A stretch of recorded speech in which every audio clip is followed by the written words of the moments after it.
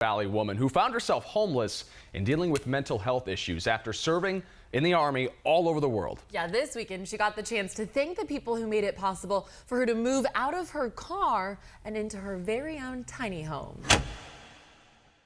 Somewhere in America tonight, a man who served his country is folding a piece of cardboard against a wall, trying to keep the wind off his face.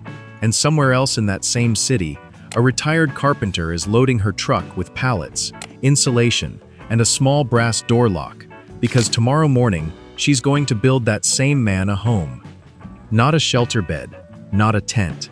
A home with a door that locks, a window that lets the light in, and a roof that keeps the rain out. It cost her almost nothing to build, and to the man who receives it, it's worth more than any mansion on any hill. This is the quiet movement spreading across the country right now, where ordinary Americans are turning cardboard boxes, shipping crates, and scrap wood into tiny homes that give the forgotten their dignity back. And by the end of this, you're going to see something that most of us have forgotten is even possible. Let's start with a number that should stop all of us cold. On a single night in America, more than 770,000 people had no home to go to. That's not a slum in some faraway country. That's here, in the wealthiest nation on earth. And the faces of the homeless are changing in a way that breaks the heart. It's no longer just the picture we were taught to imagine. More and more, it's grandmothers, it's grandfathers. It's people in their 60s and 70s who worked their whole lives, raised their families, paid their taxes, and then one hospital bill, one lost pension, one death of a spouse, tipped them over an edge they never saw coming. Seniors are now one of the fastest growing groups of homeless people in the country. Think about that. People old enough to be our mothers and fathers sleeping in cars, in doorways, in the cold. And then there are the veterans, men and women who put on a uniform, who left their families, who stood between us and danger, and who came home to a country that too often forgot them. On any given night, tens of thousands of veterans have nowhere to sleep. They carried our flag overseas, and now they carry everything they own in a plastic bag. It's a shame that should keep a nation up at night. And it's not only veterans and the elderly. There are young mothers with children who spend the school week worrying where they'll sleep on Friday. There are working people, folks with jobs, who simply cannot find a single place they can afford. So they live in their cars in a parking lot and get up before dawn to clock in like everyone else. Homelessness in America has stopped being someone else's problem. It's become a mirror, and a lot of us don't want to look. But here's where the story turns. Because while the politicians argue and the systems fail, something else has been quietly happening on the streets of American towns and cities. Ordinary people decided to stop waiting for permission to care. It started small, the way most good things do. A church group here, a retired plumber there, a young woman who couldn't walk past the same man on the same corner one more winter without doing something. They looked at what the world throws away, the mountains of cardboard behind every store, the wooden pallets stacked in every parking lot, the scraps of lumber tossed into every dumpster, and they saw something the rest of us had stopped seeing. They saw walls, they saw a floor, they saw a roof, they saw a home hiding inside the trash, and they picked up their tools and got to work.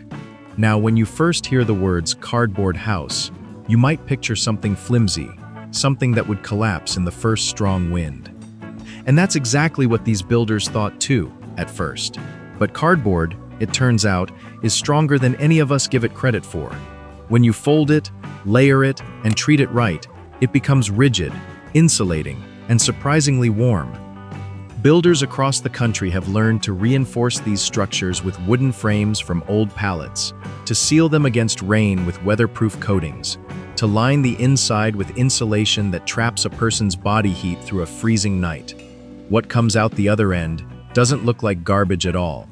It looks like a tiny cabin, a little wooden cottage, a place you'd almost want to curl up in yourself. Let me walk you through how one of these homes actually comes together, because it's simpler than you'd ever believe, and that's the whole point. It begins with the frame. The builder takes wooden pallets, the same ones you see stacked behind every grocery store and hardware shop, and lays them flat to make a floor. That floor is the first act of mercy, because it lifts a person up off the freezing concrete and cold ground is one of the things that quietly kills people living outside.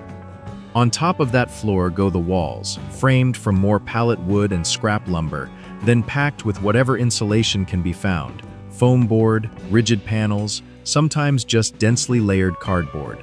Then comes the skin of the house, plywood or salvage siding on the outside, sealed tight against the weather. A slanted roof goes on last, angled so the rain and snow slide off instead of pooling. And then the details that turn a box into a home. A door is hung and a lock is fitted. A small window is cut and framed so light can get in. Inside, a raised platform becomes a bed. And just like that, in a weekend, for a few $100s in materials that most of the world would have thrown into a landfill, a human being has a place to close a door and be safe. When you see it finished, standing there with its little peaked roof, you stop seeing trash entirely. You just see home. And the details are what make these homes something more than survival, because the people building them understand something profound. A homeless person doesn't just lack a roof, they lack privacy, they lack safety, they lack the simple human dignity of a door they can close behind them. So these builders add the things that matter: a real door with a real lock, so a person can sleep without one eye open; a small window, because sunlight is a kind of medicine no pharmacy can sell; a raised bed, off the cold ground, with blankets and a pillow. Some builders add tiny shelves, a hook for a coat, a place to keep a photograph of the family a person still loves even when they can't reach them.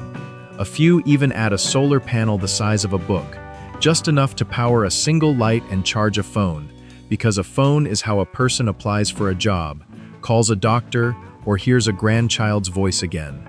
These are somebody's whole world, rebuilt from what the world threw away. I want to tell you about one of the people who received a home like this, because the numbers can numb you, but a single life reaches straight into your chest. There was a veteran, a man who had served overseas and come home carrying wounds you couldn't see. For years he slept rough, moving from doorway to doorway, growing invisible to the people who walked past him every single day.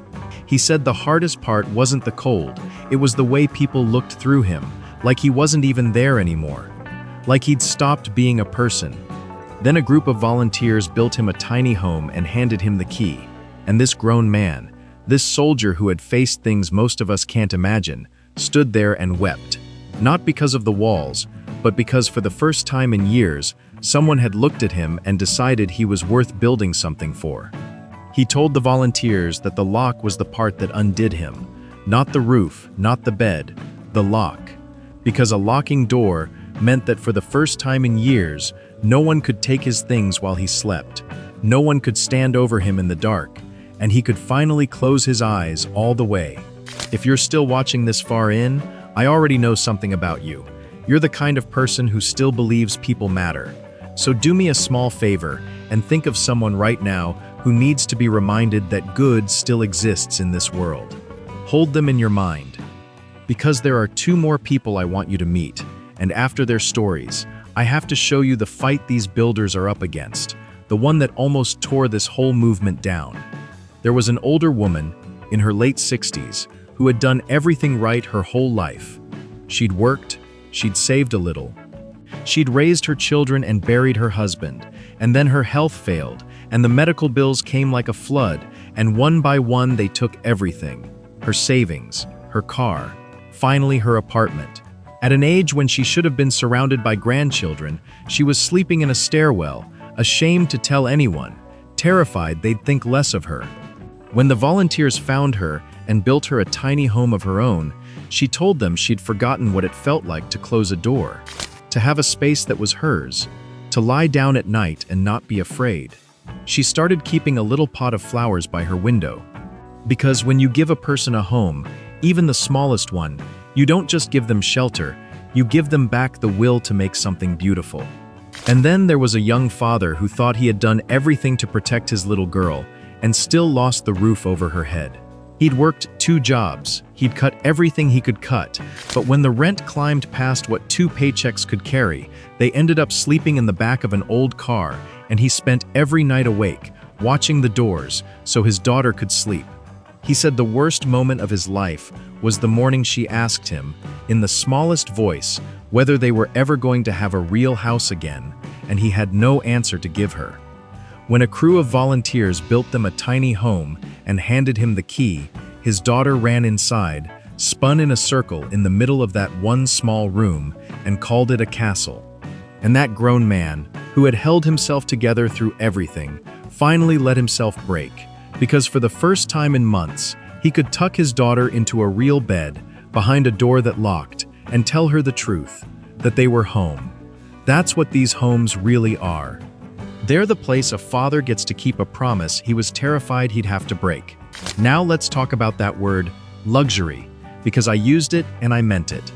To most of us, luxury means marble floors and swimming pools and things we'll probably never own. But luxury isn't really about money. It never was. Luxury is the feeling of being safe. It's warmth on a cold night. It's privacy and quiet, and the ability to rest without fear.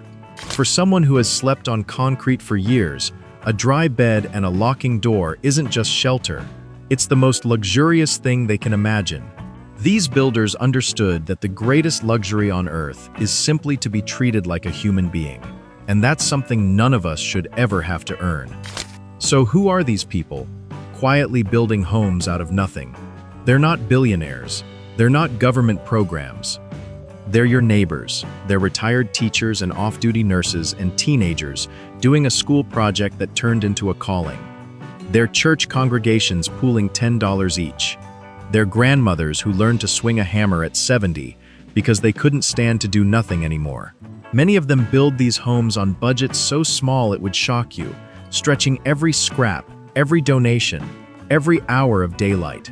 They give up their weekends. They skin their knuckles. They ask for nothing in return except the moment they hand someone a key and watch a stranger become a person again. That moment, they'll tell you, is the richest they've ever felt. Some of them started because of one person they couldn't forget. A man in the Pacific Northwest began building after he watched someone he knew freeze to death a few blocks from a row of warm houses, and he decided that would never happen on his watch again. A retired teacher started because she kept seeing one of her former students, grown now, sleeping under an overpass, and she couldn't teach a single lesson about kindness while walking past him every day. These builders didn't set out to start a movement. They set out to help one person. And then that one person turned into two, and two turned into a dozen, and somewhere along the way they looked up and realized they'd become part of something spreading from town to town, all of it powered by nothing more than ordinary people who refused to look away. But I'd be lying to you if I said the path was easy, because it isn't. These builders run into walls that have nothing to do with cardboard. There are zoning laws that make it illegal to place a tiny home on empty land. There are city ordinances that treat a homeless person's shelter as a nuisance to be removed, rather than a life to be protected. There are neighbors who complain, who say not in my backyard, who would rather see a human being suffer out of sight than have a small home appear on the edge of their view. Some cities have sent crews to tear these tiny homes down, throwing people back onto the street they were rescued from. There are stories of builders arriving in the morning to find the little home they'd poured their weekend into, hauled away on the back of a truck, and the person who lived in it sitting on the curb with nowhere left to go. It's enough to make you lose faith. And yet, the builders keep coming back. They rebuild. They fight the ordinances. They show up to the city meetings. They learn the rules. They find the loopholes. Because they understand that a person's right to shelter should never lose to a person's right to a pretty view. And here's what they discovered when the rules pushed back. If a city wouldn't allow a single tiny home on a single lot, then they would build many of them together, on land the community actually owned, and turn it into a village. Whole neighborhoods of tiny homes have risen this way, with shared kitchens, shared gardens, shared bathrooms, and something even more important than any of that. Neighbors. People who had spent years utterly alone on the street suddenly had someone next door who knew their name, who noticed if they didn't come out in the morning, who sat with them at a shared table for the first hot meal they'd had in months. It turns out the thing so many of them had lost wasn't just a roof, it was belonging. And these villages, built out of scraps and stubbornness, gave it back. And slowly, that persistence is changing minds. Communities that once resisted are starting to see what these tiny homes really do. They see crime drop, not rise, when people have somewhere safe to sleep. They see a veteran get back on his feet, find work, reconnect with his kids. They see an old woman with her flowers in the window and realize she was never a problem to be hidden. She was a neighbor to be welcomed. Business owners who once called the city to complain end up donating lumber. The very neighbors who said "not in my backyard" show up on a Saturday with a hammer of their own. One by one, the walls in people's hearts come down, and that might be the most important construction happening here at all. What moves me most about this whole movement is how simple the lesson underneath it is. You don't have to be rich to change a life. You don't have to fix the entire broken system before you're allowed to help one single person. A piece of cardboard, a handful of pallets, a door lock that costs less than a cup of coffee, and the willingness to look at someone the world walked past and decide they still matter. That's all it took for these builders, and that's all it would take for any of us. Because here's the truth that this movement whispers to every one of us watching. The line between having a home and not having one is thinner than we like to admit. Most families are one lost job, one illness, one tragedy away from where these folks ended up. There is no them and us. There's only us. And when we remember that, when we really let it sink in, the impulse to help stops feeling like charity and starts feeling like family taking care of family. Before you go, I want to give you something. So many of you have written to say you wish you could do something, that you feel that same pull but you don't know where to start. So I put together a small free guide, and it's waiting for you in the description right now. Inside, you'll find the simple plans these builders actually use, an honest breakdown of what a tiny home really costs, and the exact places to donate or volunteer if you'd rather give than build. It's the thing I wish every person who cares had in their hands. It's free, it's yours, and it's the very first link below. Because somewhere near you tonight, there is a person sleeping in the cold who used to be somebody's child, somebody's soldier, somebody's grandmother, and you get to decide which part of that story you want to be in. The guide is waiting. Go pick it up, and let's build something together.